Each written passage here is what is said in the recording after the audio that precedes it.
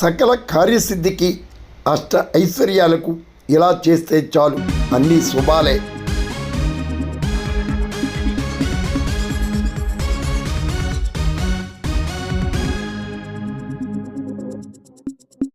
సకల అభీష్టాలకు అష్ట ఐశ్వర్యాలకు సౌభాగ్య వరాల కోసం కార్తీక మాసంలో తులసి చెట్టును పూజిస్తే ఇక అన్ని శుభాలేనని ఆధ్యాత్మిక గ్రంథాలు వివరిస్తున్నాయి. తులసి చెట్టును మహాలక్ష్మి స్వరూపంగాను, ఉసిరి చెట్టును నారాయణునిగాను భావిస్తూ పూజలు చేస్తారు. హరిహర ప్రీతికరమైన కార్తీకంలో శ్రీ మహావిష్ణువును, లక్ష్మీదేవిని ప్రసన్నం చేసేందుకు తులసి పూజలు నిర్వహించాలని వేద పండితులు కండవల్లి శ్రీనివాసాచార్యులు, హనుమంతాచార్యులు వివరిస్తున్నారు. తులసి మొక్క మూలంలో సర్వతీర్థాలు, మధ్య భాగంలో సమస్త దేవతలు కొలివై ఉంటారు. తులసి మొక్క పైభాగంలో సర్వ వేదాలు కొలివై ఉన్న లక్ష్మీదేవి నెలకొని ఉంటారు. ప్రతి ఒక్కరూ కార్తీక మాసంలో తులసి పూజ చేస్తే సకల దేవతలను పూజించినట్లేనని హనుమంతాచార్యుడు వివరించారు. మరి మీరు ప్రయత్నించండి, సఫలం కండి.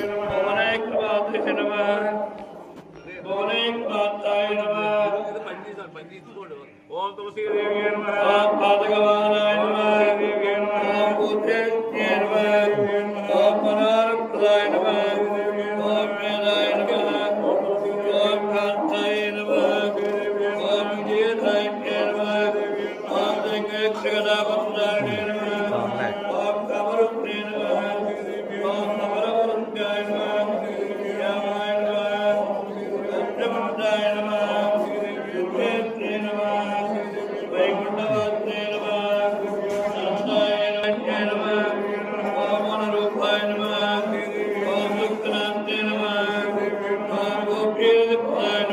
మంత్రేణ క్రియాయేణ భక్తియేన జనార్దనః యత్పూజితం మయా దేవ పరిపూర్ణం తథాస్తు మే.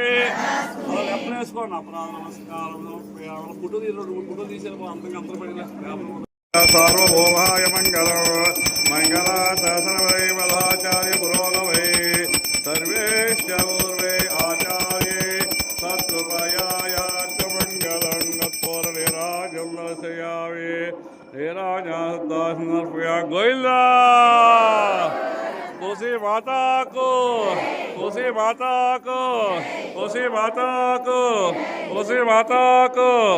यो पान पुष्पं वेद